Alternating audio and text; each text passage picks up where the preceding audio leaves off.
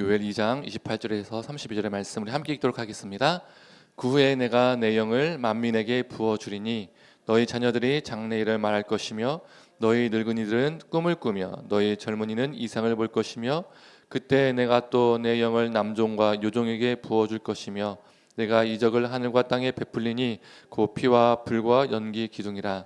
여호와의 크고 두려운 날이 이르기 전에 해가 어두워지고 달이 핏빛같이 변하려니와 누구든지 여호와의 이름을 부르는 자는 구원을 얻으리니 이는 나 여호와의 말대로 시온 산과 예루살렘에서 피할 자가 있을 것이며 남은 자 중에 나 여호와의 부름을 받을 자가 있을 것임이니라. 아멘. 우리가 살다 보면 이런 경우들이 있죠.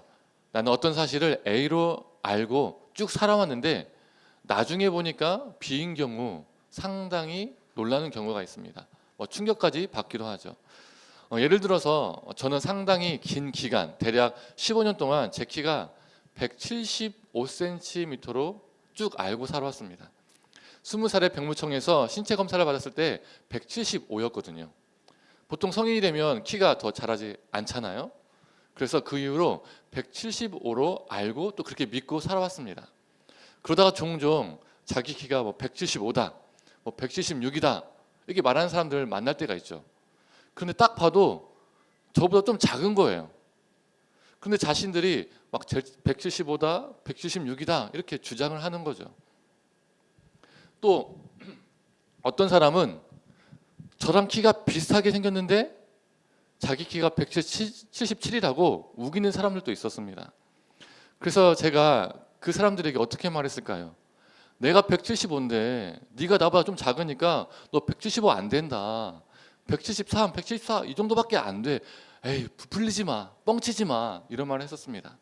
또 저랑 키가 비슷한 사람에게는 나랑 키가 비슷하니까 175야. 너 177 아니라니까 이렇게 말을 하곤 했었습니다.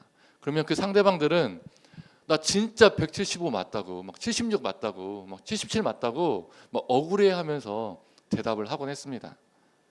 그러다가 결혼을 하고 아내가 임신을 했죠. 그러면서 자연스럽게 산부인과를 가게 되죠.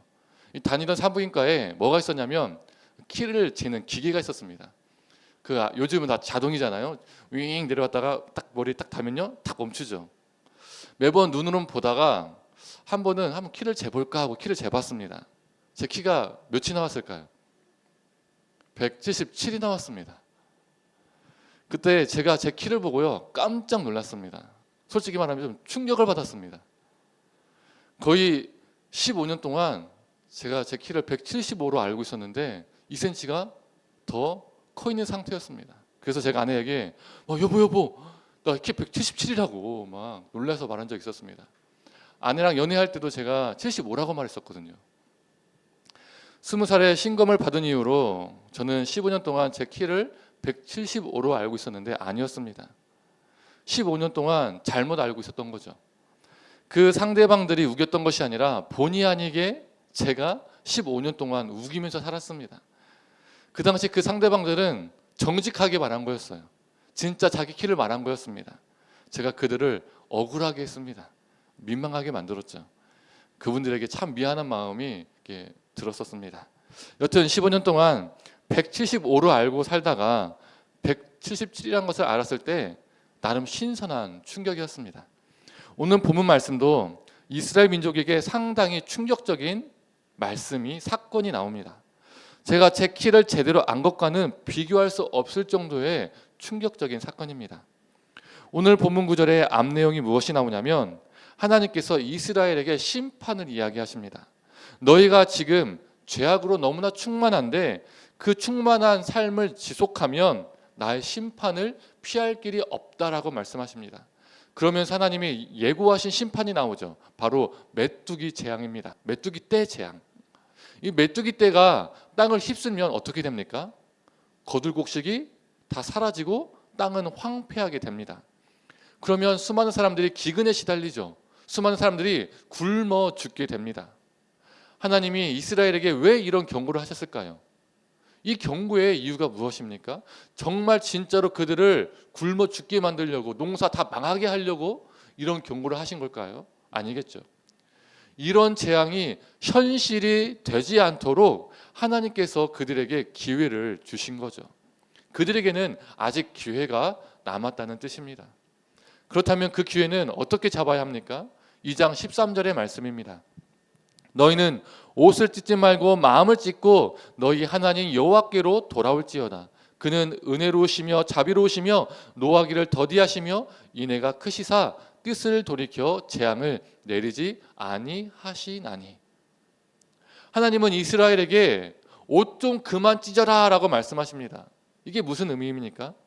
그 당시 옷을 찢는 행위는 회개를 상징하는 의미였습니다. 그래서 내가 회개할 때 이렇게 옷을 찢음으로써 하나님 내가 당신께 회개합니다 라는 것을 보여주는 거였죠. 그런데 하나님께서 그만 좀 옷 좀 찢어라고 말씀하고 계신 거예요.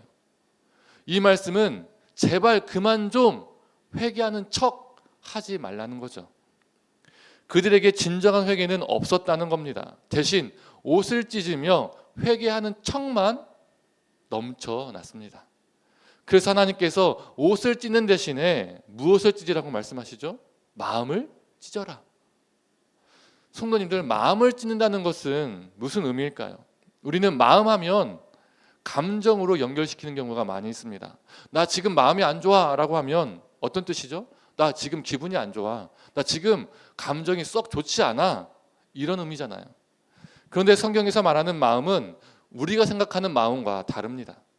성경에서 말하는 마음은 지정의의 본부입니다. 지정의에서 지는 지적인 판단, 즉 지성을 의미하고, 정은 감정을 의미하고, 의는 의지를 의미합니다. 그래서 잠언 4장 23절에 이런 말씀이 있죠.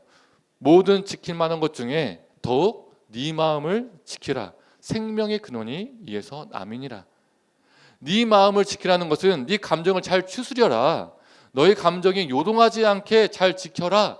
이런 의미가 아니라 너의 생각, 너의 감정, 너의 의지를 지키라라는 말씀입니다. 즉 너의 존재를 지켜라라는 뜻이죠.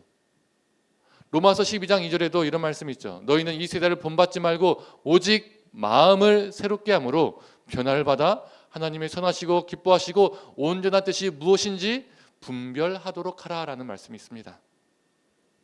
마음을 새롭게 하라는 것은 감정을 리프레시 해봐, 콧바람 쐬고 리프레시 해봐, 이런 게 아니죠. 너의 생각, 너의 감정, 너의 의지를 하나님 뜻 안에서 새롭게 바꿔내라라는 의미입니다. 즉 너는 이 세대를 본받지 말고 너의 존재를 바꿔내라라는 의미입니다. 너의 생각, 너의 감정, 너의 의지를 다 새롭게 하는 것이니까 어떻게 하라는 거예요? 하나님 앞에서 환골탈태하라는 의미이죠. 이런 맥락에서 요엘 2장 13절에 나오는 마음을 찢어라는 것도요, 같은 의미입니다. 너의 헛된 생각, 너의 나쁜 감정, 너의 그릇된 의지를 다 찢어버려라. 너의 존재를 새롭게 하는 회개를 이루어라 라고 하나님께서 이스라엘에게 요청을 하셨습니다. 이스라엘이 이렇게 진정한 회개를 이루면 심판을 철회하실 뿐만 아니라 이스라엘에게 두 가지 선물을 주시겠다라고 말씀하십니다. 약속을 하시죠. 첫 번째 선물은 요엘 2장 23절 말씀 속에 있습니다. 우리 함께 읽어볼까요? 시온의 자녀들아, 너희는 너희 하나님 여호와를 말미암아 기뻐하며 즐거워할지어다. 그가 너희를 위하여 비를 내리시되 이른 비를 너희에게 적당하게 주시리니 이른 비와 늦은 비가 예전과 같을 것이라. 우리가 앞에서 어떤 재앙을 이야기했었죠? 메뚜기 재앙을, 메뚜기 떼 재앙을 이야기했었습니다. 이 메뚜기 떼는 농작물과 땅을 황폐하게 만듭니다. 그런데 하나님께서 비를 주시겠다라고 약속을 하셨어요. 이 농경사회에서 꼭 필요한 것이 무엇이죠? 비입니다. 비. 절대적으로 필요하죠. 비는 곡식을 자라는데 생명을 불어넣는 물질입니다. 즉 농작물들을 풍성하게 하고 결실을 돕는 것이 비이죠. 메뚜기 떼는 농작물을 죽이고 황폐하게 하는 것이라면 비는 농작물을 살리는 겁니다. 즉 이 메뚜기 떼와 비는 대조되는 이미지, 대비되는 상징이죠. 하나님께서 황폐한 상황을 뒤집어 엎어버리시는 회복을 허락하시겠다라는 약속의 선물입니다. 그 다음으로 두 번째 선물은 무엇일까요? 2장 28절에서 32절의 말씀이 내용이 나와 있죠. 이 중에 28절에서 29절까지만 읽어보도록 하겠습니다. 우리 함께 읽어볼까요? 그 후에 내가 내 영을 만민에게 부어주리니 너희 자녀들이 장래일을 말할 것이며 너희 늙은이는 꿈을 꾸며 너희 젊은이는 이상을 볼 것이며 그때 내가 또 내 영을 남종과 여종에게 부어줄 것이며. 우리가 너무나도 잘 알고 너무나도 익숙한 말씀이죠. 그렇죠? 하나님께서 그들에게 선물로 성령을 부어주시겠다라고 약속을 하셨습니다. 그런데 우리가 너무나도 잘 알고 너무나도 우리에게 익숙한 이 말씀이 그 당시에는 너무나도 충격적인 말씀이었습니다. 왜 그럴까요? 가끔 이렇게 말씀하시는 분들이 있습니다. 아마 이런 내용을 들어보신 분들 꽤 있을 거예요. 구약 시대는 성부 하나님의 시대이고 예수님이 이 땅에 오셔서 공생애 하시고 부활 승천하실 때까지는 뭐예요? 성자 하나님의 시대이고 그 다음에 오순절 강림 사건 이후부터는 무슨 시대라고 하죠? 성령 하나님의 시대라고 말씀하시는 분들이 있습니다. 그런데요, 아닙니다. 절대 그렇지 않아요. 태초에 성부, 성자, 성령 하나님은요 함께 계셨어요. 함께 일하셨습니다. 하나님, 이 성부, 성자, 성령 하나님께서 이 세상을요 함께 창조하셨어요. 그래서 이때는 성부 하나님의 시대다, 이때는 성자 하나님의 시대다, 이때는 성령 하나님의 시대다 구분 나누는 것 자체가요 이상한 겁니다. 이미 함께 하셨는데 왜 구분을 합니까? 예를 들어서 구약 성경을 보면 성령님의 사역도 곳곳에 등장합니다. 그런데 구약에서는 하나님의 영이신 성령이 특정 사람에게만 제한적으로 임하죠. 어떤 부류들의 사람들에게 하나님의 영이 임합니까? 제사장, 왕, 그리고 예언자, 또 누가 있죠? 사사기에 보면 사사들이 있죠. 즉 이스라엘의 이 공동체 지도자들에게 하나님의 영이신 성령님이 임합니다. 특정 사람에게만요. 그런데 요엘서 2장이 얼마나 충격적인 말을 하고 있냐면 하나님의 영이 이제 누구에게도 부어진다는 거예요. 남자나 여자나 주인이나 종이나 이런 거 할 것 없이 노인이나 어린이나 젊은이나 이러한 거 연령의 차별 없이 모든 만민에게 하나님의 영을 부어주시겠다라고 약속하고 계신 겁니다. 그러니까 모든 인간적인 장벽을 철폐하고 하나님께서 부어주시고자 하는 모든 사람에게 성령님이 임하신다는 말씀입니다. 우리는 이 말씀이 너무나 익숙해서 별 충격을 받지 않고 읽을 때가 많이 있는데 이 선포는요 그 당시에 너무나 충격적인 말씀인 거예요. 정말 쇼킹한 말씀인 거예요. 왜냐하면 그 당시에 여자들과 종들은요 인간 취급받지 못했잖아요. 하나님과 정말 거리가 먼 존재들이라고 여겨졌던 게 그 종들과 여자들입니다. 어린이들이죠. 그렇게 생각했어요. 그렇게 여겨졌어요. 긴 세월 동안 그렇게 알고 그렇게 사람들이 믿었습니다. 그런데 특정 사람들, 뭔가 특별한 사람들에게만 하나님의 영이 임하시는 것이 아니라 이런 사람들에게도 하나님의 영이 임한다. 이들도 하나님과 소통할 수 있다라고 말하는 거니까 얼마나 충격적입니까? 이 요엘 2장 말씀의 근거에서 결국 무엇이 나오냐면 바로 만인 제사장설이 나온 겁니다. 이전에는 아론의 후손인 제사장을 통해서만 하나님을 만날 수 있었습니다. 그런데 제사장에게만 하나님께서 기름 부으시는 것이 아니라 당신의 이름을 부르는 모든 사람에게 기름을 부어주시겠다라고 약속하십니다. 하나님의 영이 모든 사람에게 임할 것이라고 약속하셨어요. 그래서 내가 이제는 특정 사람에게 의존하거나 의지하지 않아도 하나님과의 만남, 하나님과의 소통이 문제가 없어진 겁니다. 가능해진 거예요.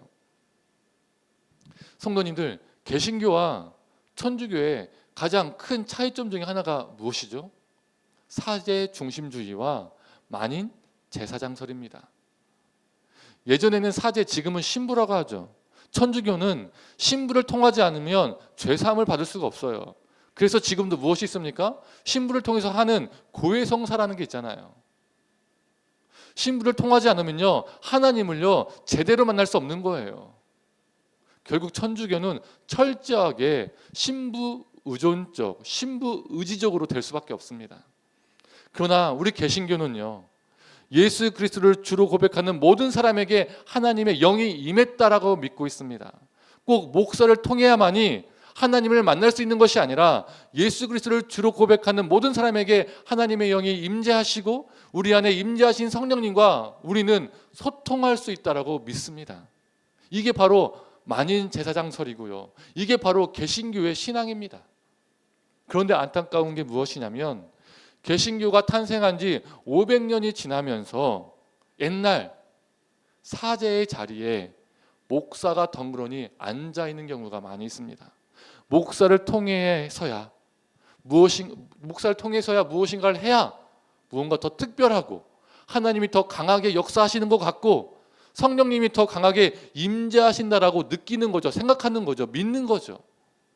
또 목사에게 불순종하면 하나님께 불순종하는 것 같고 목사에게 순종하면 하나님께 순종하는 것으로 믿는 분들이 여전히 적지 않게 있습니다. 너무나 목사 의존적이고 목사 중심적이죠. 너무나 종교 중심적으로 바뀌어버렸어요. 그러나 본래 개신교 신앙은 천주교에 비해서 굉장히 주체적이고 능동적이고 적극적입니다. 개신교인들은 모든 것을 또는 많은 것을 목사에게 떠넘기는 사람들이 아니라 주체적으로 신앙을 일구어가는 사람들입니다. 각자의 그 치열한 삶 속에서 하나님의 말씀을 대면하고 그 말씀의 존재를 다하고 순종하고 일상에서 서로에게 덕이 되고 유익을 주고 모범이 되는 존재들이 바로 개신교인들이라는 거죠. 이것을 무엇이라고 하냐면 영의 민주화라고 합니다. 영의 민주주의. 저는요 민주주의를 옹호하지만 영의 민주화란 무슨 뜻이냐면 교회를 다니는 사람들은 민주주의를 옹호하고 공산주의를 거부하는 사람들이다 이런 뜻이 아닙니다.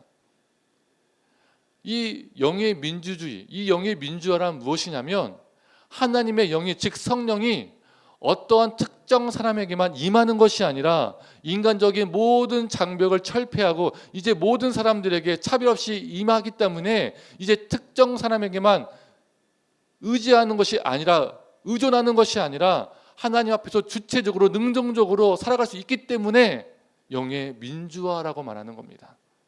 하나님의 백성으로서 주체적인 삶을 살 수 있게 되었기 때문에 영의 민주주의라고 하는 거죠. 성도님들, 이 영의 민주화가 실제로 언제 이루어졌습니까?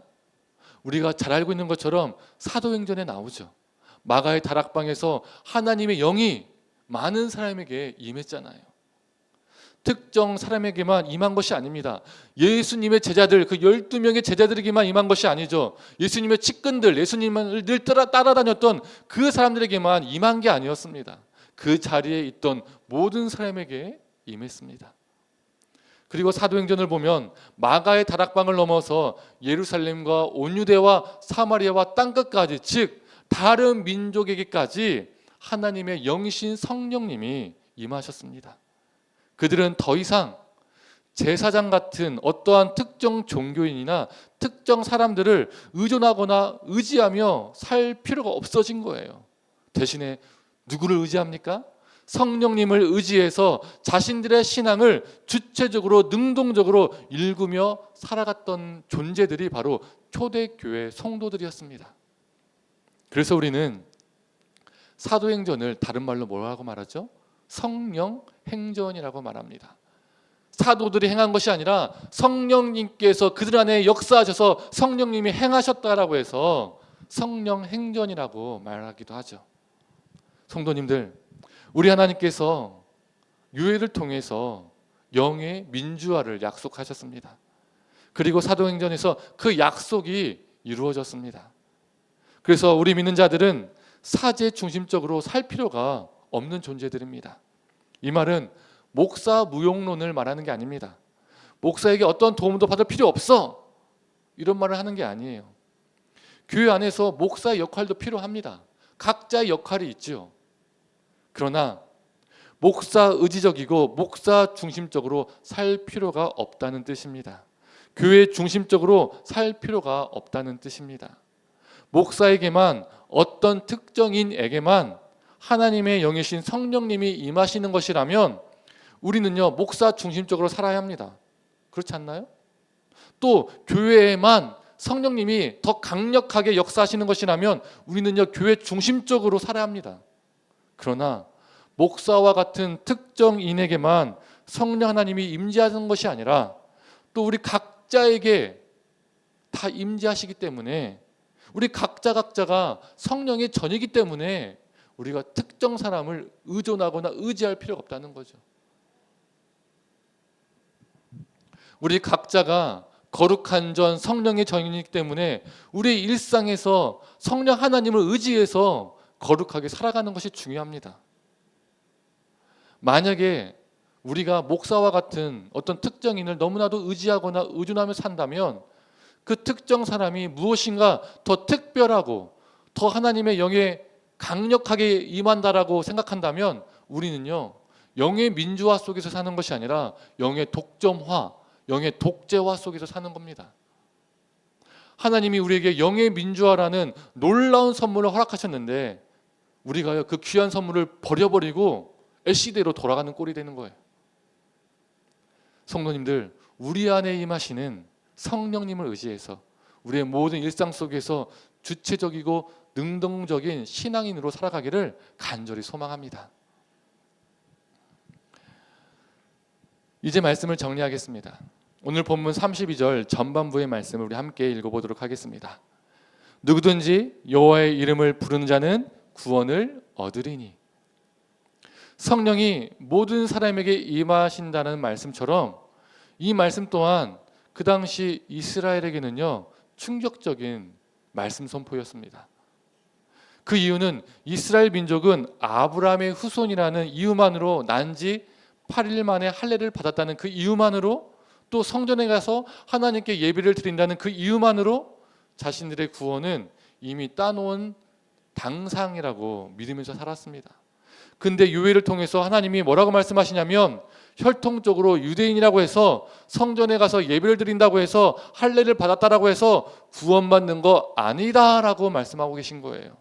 즉 유대인들 중에서도 구원받는 자와 구원받지 못한 자가 있다는 뜻입니다. 그 핵심이 무엇입니까? 그 기준이 무엇입니까? 어떤 사람이 구원을 받는 거예요? 주의 이름을 부르는 자만이 구원을 받는 겁니다. 우리에게는 마찬가지입니다. 모태신앙이라고 해서요, 유아 세례나 세례를 받았다고 해서요, 교회에서 봉사를 좀 했다고 해서요, 목사나 장로와 같은 직분이 있다고 해서요, 구원은 따놓은 당상이다라고 착각하지 말라는 말씀입니다. 주의 이름을 부르는 자만이 구원을 받는다라고 말씀하십니다. 어떤 분들은 이렇게 생각할 수도 있어요. 제가요 평상시에요 주님 얼마나 많이 부르는데요, 제가요 교회 가서요 기도할 때마다요 목사님께서 주여 삼창합시다 하면 주여 주여 주여 이렇게 얼마나 많이 주님의 이름을 부르는데요, 이렇게 생각할 수 있어요. 그러나 그거예요, 주의 이름을 부르는 게 아닙니다. 성경에서도 무슨 말씀이 있죠? 예수님께서 네가 주님 부르는데 내가 도무지 너희가 누군지를 모르겠다라고 말씀하시잖아요. 육성으로 소리를 냈다고 해서 그게 다 주님의 이름을 부르는 게 아닙니다. 삶의 모든 상황 속에서 하나님을 붙잡고 하나님의 뜻 안에서 살아가는 것이 주의 이름을 부르는 겁니다.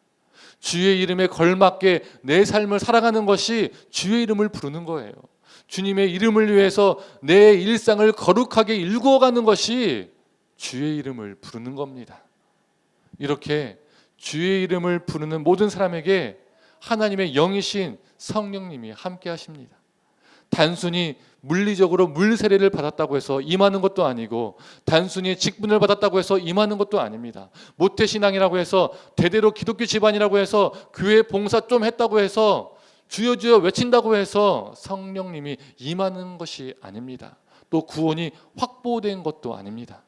성도님들, 우리가 주님의 이름에 걸맞게 주님의 이름을 위해서 우리의 일상을 살아가길 소망합니다. 우리가 하나님의 뜻 안에서 살아가기를 원합니다. 우리가 그렇게 살아가고자 할 때 우리 성령 하나님께서 우리를 가만히 내버려 두는 것이 아니라 우리 안에 역사하셔서 우리의 모든 일상 속에서 주체적이고 능동적인 신앙인으로 살아가도록 우리에게 힘주시고 우리를 붙드시고 우리를 도우실 것입니다. 이것을 믿고 살아가는 저와 성도님들 되기를 간절히 소망합니다. 이제 함께 찬양하고 기도하도록 하겠습니다.